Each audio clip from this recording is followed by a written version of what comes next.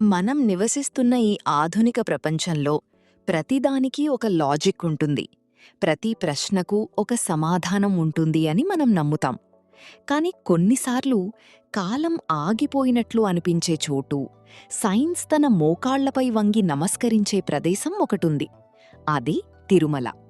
అంతుచిక్కని ఆకాశంలాంటి ఈ కొండలపై వెలసిన ఆ వెంకటేశ్వరుడు కేవలం ఒక విగ్రహం మాత్రమేనా, లేక విశ్వమంతటి శక్తిని తనలో నిక్షిప్తం చేసుకున్న ఒక అద్భుతమా?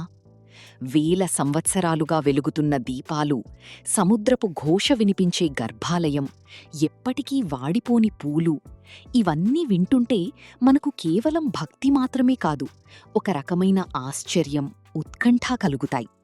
అసలు ఈ రహస్యాల వెనుక ఉన్న అసలు కథ ఏమిటి? మనిషి మేధస్సుకు అందని ఆ అతీత శక్తి ఏమిటి అనే లోతైన విశ్లేషణే ఈ వీడియో. తిరుమల గర్భాలయంలోకి అడుగుపెట్టినప్పుడు భక్తులు ఒక అద్భుతమైన అనుభూతికి లోనవుతారు. స్వామివారి విగ్రహం వెనుక భాగంలో చెవిపెట్టి వింటే స్పష్టంగా సముద్రపు అలల ధ్వని వినిపిస్తుందని అంటారు. ఇది కేవలం భక్తుల నమ్మకం మాత్రమేనా, లేక దీని వెనుక ఏదైనా భౌతిక శాస్త్ర రహస్యం దాగి ఉందా? సాధారణంగా ధ్వని తరంగాలు ప్రతిధ్వనించడానికి ఒక మాధ్యమం అవసరం. కాని కొండలపైన ఉన్న ఈ ఆలయంలో సముద్రపు హోరు వినిపించడమనేది శాస్త్రవేత్తలకు కూడా ఒక సవాలుగా మారింది. ఆలోచించి చూస్తే ఆ విగ్రహం వెనుక ఉన్న గోడ ద్వారా ఈ శబ్దం వస్తుందని చెబుతారు.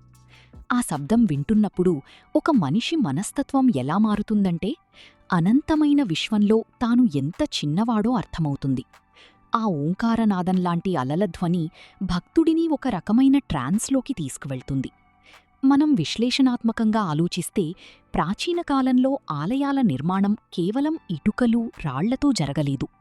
ధ్వని విజ్ఞానం, అకౌస్టిక్స్లో మన పూర్వీకులు ఎంతటి నిష్ణాతులో దీనిని బట్టి అర్థం చేసుకోవచ్చు. బహుశా ఆ విగ్రహం తయారీలో ఉపయోగించిన శిలకి ప్రకృతిలోని శబ్దాలను గ్రహించి ప్రతిధ్వనించే గుణముందేమో, లేక ఆ గర్భాలయం నిర్మాణం భూమిలోపల ఉన్న ఏదైనా జలప్రవాహానికి అనుసంధానమయ్యుందా? ఏది ఏమైనా ఆ ధ్వని వింటున్నప్పుడు కలిగే ప్రశాంతత, భయం మిళితమైన భావన వర్ణనాతీతం. అది కేవలం శబ్దం కాదు, అది ఒక స్పందన, మనిషి తన ఉనికిని మరిచిపోయేలా చేసి ఒక అలౌకిక అనుభూతి. ఈ రహస్యం ఇప్పటికీ ఆధునిక పరికరాలకు అంటుచిక్కకుండా ఒక మధురమైన మర్మంలాగే ఉండిపోయింది. శ్రీవారి అలంకరణ కోసం ఉపయోగించే పూలు, తులసి దళాలు ప్రతిరోజూ ఎంతో తాజాగా ఉంటాయి. కాని ఇక్కడ ఆశ్చర్యకరమైన విషయమేమిటంటే, స్వామివారికి సమర్పించిన పూలను బయటకు తీసుకువచ్చి భక్తులకు ఇవ్వరు. వాటన్నింటినీ విగ్రహం వెనక ఉన్న ఒక జలపాతం, విరూపాక్ష జలపాతంలో వేస్తారు. ఇక్కడ థింక్ డీప్ పాయింట్ ఏంటంటే, ఆ పూలు ఎక్కడికి వెళ్తాయో ఎవ్వరికీ తెలీదు. అవి తిరుమల కొండల కింద ఉన్న వేరొక ప్రాంతంలో కనిపిస్తాయని ఒక నమ్మకముంది. సాధారణంగా ప్రకృతి సిద్ధంగా పూలు కొన్ని గంటల్లోనే వాడిపోతాయి. కాని గర్భాలయంలోని ఆ వాతావరణంలో అవి అంత తాజాగా ఎలా ఉంటాయి? ఆ గర్భాలయంలో ఉండే ఉష్ణోగ్రత మరియు తేమ శాతాన్ని పరిశీలిస్తే అక్కడ ఒక ప్రత్యేకమైన ఎనర్జీ ఫీల్డ్ ఉందని మనకు అనిపిస్తుంది. ఆ శక్తి ప్రభావం వల్ల పదార్థాల క్షీణత, డీకే నెమ్మదిస్తుందా? చారిత్రక కోణంలో చూస్తే ఈ ఆచారం వెనక ఒక గొప్ప క్రమశిక్షణ కనిపిస్తుంది. భగవంతుడికి అర్పించినది ప్రకృతిలోకి తిరిగి వెళ్ళిపోవాలి అనే తత్వశాస్త్రం ఇక్కడ కనిపిస్తుంది. కాని ఆ పూలు కిలోమీటర్ల దూరంలో ఉన్న వేరే ఊరిలో, నారాయణవనం వంటి ప్రదేశాల్లో ప్రత్యక్షమవుతాయని స్థానికులు చెప్పడం వెనక ఏదైనా రహస్య మార్గముందా, లేక అది కేవలం ఆధ్యాత్మిక నమ్మకమా? ఆలోచిస్తే మనిషి తన మేధస్సుతో నిర్మించుకున్న లాజిక్ గోడలు ఇక్కడ కూలిపోతాయి. ప్రకృతి నియమాలను అతిక్రమించి కాలం యొక్క వేగాన్ని తట్టుకుని నిలబడే ఆ పూలు మనకు ఒక విషయాన్ని గుర్తుచేస్తాయి. మనం గ్రహించలేని శక్తులు ఈ భూమిపై ఇంకా చాలా ఉన్నాయి. ఆ పూల తాజాదనం వెనక ఉన్న రహస్యం ఆ దేవుడి ఉనికిని నిరంతరం చాటుతూనే ఉంటుంది. చెమటపట్టే విగ్రహం, జీవమున్న శిల. సాధారణంగా శిలా విగ్రహాలు నిర్జీవంగా ఉంటాయి. కాని తిరుమల వెంకటేశ్వరుడి విగ్రహం విషయానికి వస్తే పూజారులు ఒక వింతను గమనిస్తారు. విగ్రహానికి అప్పుడప్పుడు చెమట పడుతుందని, దానిని పట్టువస్త్రంతో తుడుస్తామని వారు చెబుతుంటారు. శాస్త్రీయంగా చూస్తే ఒక రాయికి చెమట పట్టడం సాధ్యమా? బహుశా గర్భాలయంలో ఉండే తేమ వల్ల రాతిపై నీటి బిందువులు చేరుతాయని కొందరనుకోవచ్చు.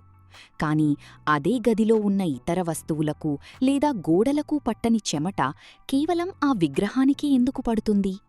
ఇక్కడ మనం ఆ విగ్రహం యొక్క ఉష్ణోగ్రత గురించి ఆలోచించాలి. స్వామివారి విగ్రహం ఎప్పుడూ 110 డిగ్రీల ఫారెన్హీట్ ఉష్ణోగ్రతతో ఉంటుందని చెబుతారు. అంటే ఒక సాధారణ మనిషి శరీర ఉష్ణోగ్రత కంటే ఇది ఎక్కువ. ఇది జీవమున్న శరీరానికి ఉండే లక్షణం కాదా? దీనిని లోతుగా విశ్లేషిస్తే ఆ విగ్రహం తయారీకి వాడిన శిలలో ఏదైనా రేడియోధార్మికత లేదా అసాధారణమైన ఖనిజ లవణాలు ఉన్నాయా అనిపిస్తుంది. కాని ఆధ్యాత్మికంగా చూస్తే అది స్వామివారి ఉనికికి నిదర్శనం. ప్రతి గురువారం స్వామివారికి నిజరూప దర్శనం జరిగినప్పుడు ఆ విగ్రహం నుంచి ఒక రకమైన సెగలు రావడం గమనించవచ్చు. ఆ వేడిని తగ్గించడానికి నిరంతరం అభిషేకాలు, చందనలేపనాలు అవసరమవుతాయి. నిర్జీవమైన రాయిలో అంత ఉష్ణోగ్రత ఎలా జనిస్తుంది? ఆ శక్తికి మూలం ఎక్కడుంది? ఈ ప్రశ్నలకు సమాధానం వెతకడం మొదలుపెడితే సైన్స్ వెనక్కి తగ్గి నిశ్శబ్దంగా ఉండిపోతుంది.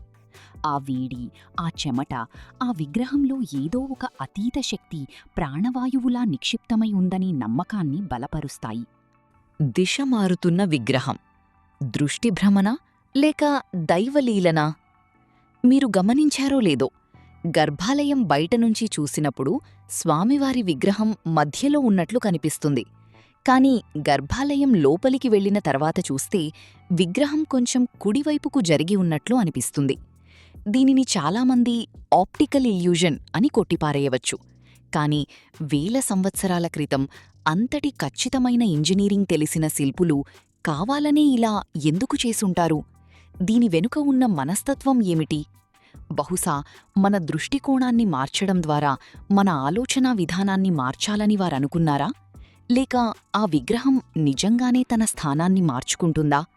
ఈ అయోమయం భక్తుడిలో ఒక తెలియని ఉత్కంఠను రేకెత్తిస్తుంది. ఈ విషయాన్ని విశ్లేషిస్తే ప్రాచీన ఆలయాల్లో వాస్తుశాస్త్రం మరియు ఖగోళశాస్త్రాల కలయిక అద్భుతంగా ఉంటుంది. భూమి యొక్క అయస్కాంత క్షేత్రం, మ్యాగ్నెటిక్ ఫీల్డ్ ప్రభావం వల్ల లేదా గర్భాలయం లోపల ఉన్న వెలుతురు ప్రసరించే తీరు వల్ల ఇలా అనిపించే అవకాశం ఉంది. కాని థింక్ డీప్ స్టైల్లో ఆలోచిస్తే సత్యమనేది మనం చూసేదానికంటే భిన్నంగా ఉంటుందని చెప్పడానికి ఇది ఒక ఉదాహరణ కావచ్చు. మనం ఏదైతే కేంద్రీకృతమై ఉందని అనుకుంటామో అది నిజానికి వేరే చోట ఉండవచ్చు. ఈ రహస్యం మనకు జీవిత సత్యాన్ని బోధిస్తుంది. కంటికి కనిపించే ప్రతీదీ నిజం కాకపోవచ్చు, కాని అనుభూతి చెందే ప్రతీదీ అబద్ధం కాదని ఈ విగ్రహం యొక్క స్థానం మనకు నిరూపిస్తుంది. ఆరిపోని దీపాలు, గాలిలేని చోట వెలుగుతున్న జ్యోతులు. తిరుమల కొండలపై ఉన్న ఆలయ గర్భాలయంలో వెలిగే దీపాలు ఎప్పటికీ ఆరిపోవు. అవి వందల ఏళ్లుగా నిరంతరాయంగా వెలుగుతూనే ఉన్నాయి.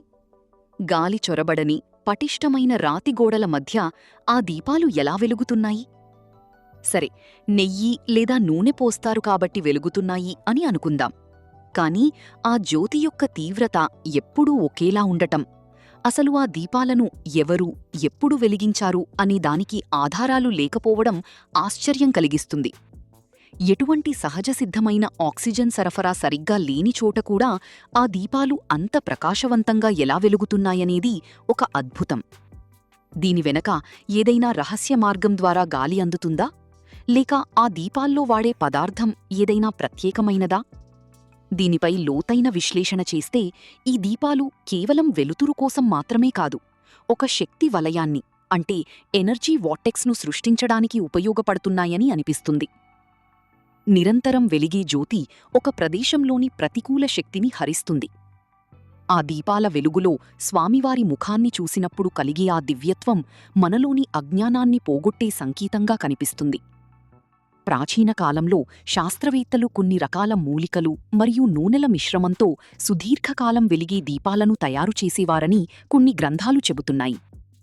కాని తిరుమలలో వెలిగే ఈ జ్యోతులు మాత్రం మానవ నిర్మిత నియమాలకు అతీతంగా అనిపిస్తాయి. ఆ ఆరిపోని దీపం ఆ వెంకన్నపై భక్తులకు ఉన్న అచంచలమైన నమ్మకానికి నిలువెత్తు సాక్ష్యం. అంతుచిక్కని ఆకాశగంగ. నీటి ప్రవాహం ఎక్కడిది? తిరుమల కొండలపై ఆకాశగంగా అనే తీర్థం ఉంది. కొండలపైన, అది అంత ఎత్తులో నిరంతరం నీరు ఎక్కడ్నించి వస్తుంది?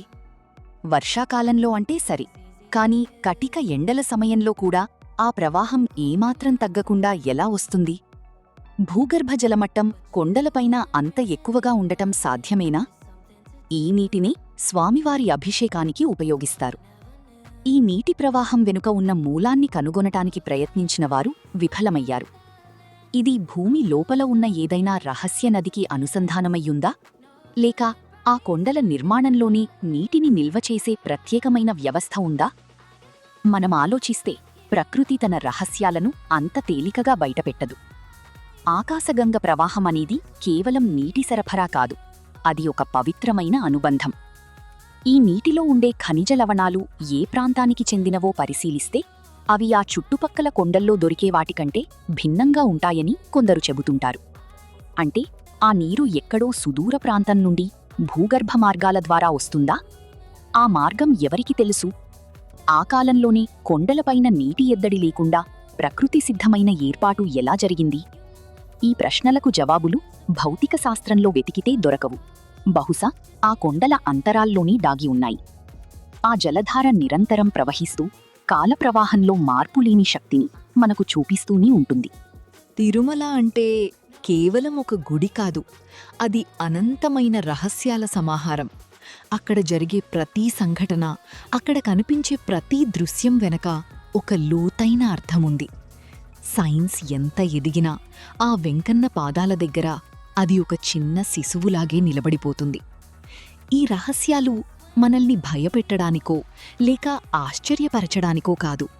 ఈ విశ్వంలో మనిషి కంటే గొప్ప శక్తి ఒకటుందని, అది మన ఊహలకు అందని విధంగా పనిచేస్తుందని గుర్తు చేయడానికి. మనం ఎంత విశ్లేషించినా, ఎంతగా థింక్ డీప్ అని ఆలోచించినా చివరకు మిగిలేది ఆ స్వామివారి ముందు మనల్ని మనం సమర్పించుకోవడమే. ఆ రహస్యమే తిరుమల వైభవం. మీకు ఏ రహస్యం అత్యంత ఆశ్చర్యకరంగా అనిపించింది? కామెంట్స్లో చెప్పండి.